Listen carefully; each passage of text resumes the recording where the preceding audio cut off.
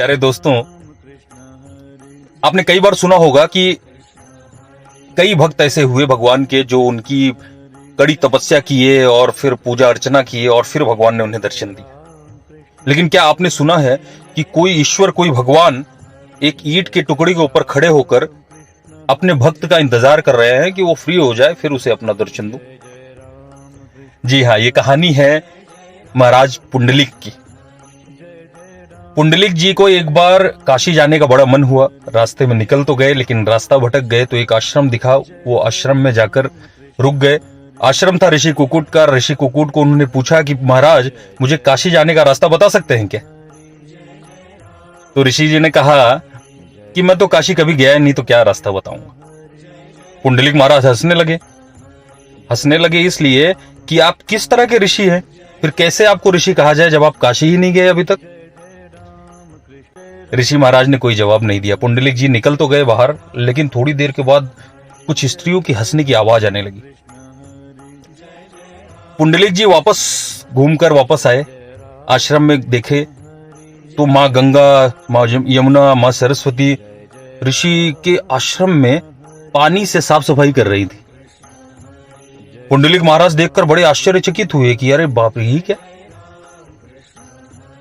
पूछने के बाद पता चला कि ऋषि कुकुट जो थे अपने माता पिता की बड़ी पूजा अर्चना करते थे, बड़ी सेवा करते थे, जिससे प्रभु, जिससे माता हमेशा खुश रहती थी उनसे।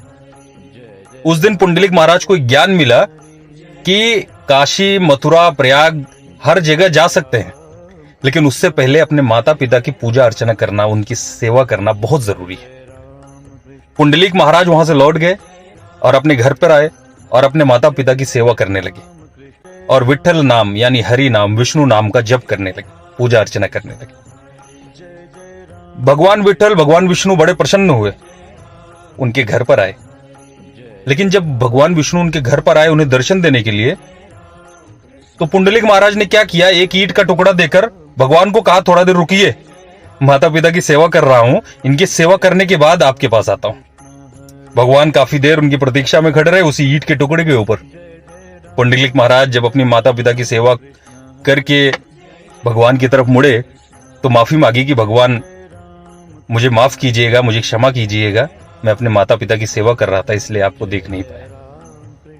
भगवान बड़े प्रसन्न हुए और पुंडलिक महाराज को एक वचन दिया, एक आशीर्वाद दिया कि मैं सदैव पंढरपुर में यहीं पर विराजमान रहूंगा और इस ईंट के टुकड़े पर खड़ा रहूंगा।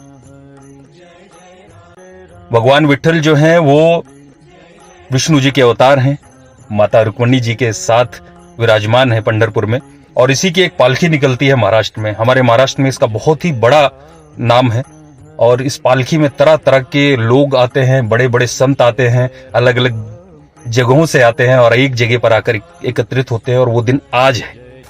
इसके बाद भगवान विष्णु, भगवान विठल क्षीर सागर में 4 महीने के लिए आराम के लिए जाते हैं। यानी इसके बाद भगवान विष्णु चतुर्मास यानी 4 महीने के लिए बिल्कुल आराम करने की मुद्रा में चले जाते हैं।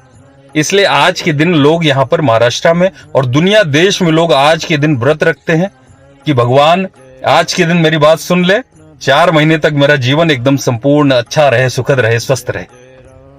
तो भगवान विठल और रुक्मिणी आप सबके ऊपर अपना आशीर्वाद बनाए रखें, और भगवान और ईश्वर को भूलने वाले कभी भी अच्छे और स्वस्थ नहीं हो सकते, कभी भी सफल नहीं हो सकते। सब कुछ मिलकर भी उनके पास से चला जाता है।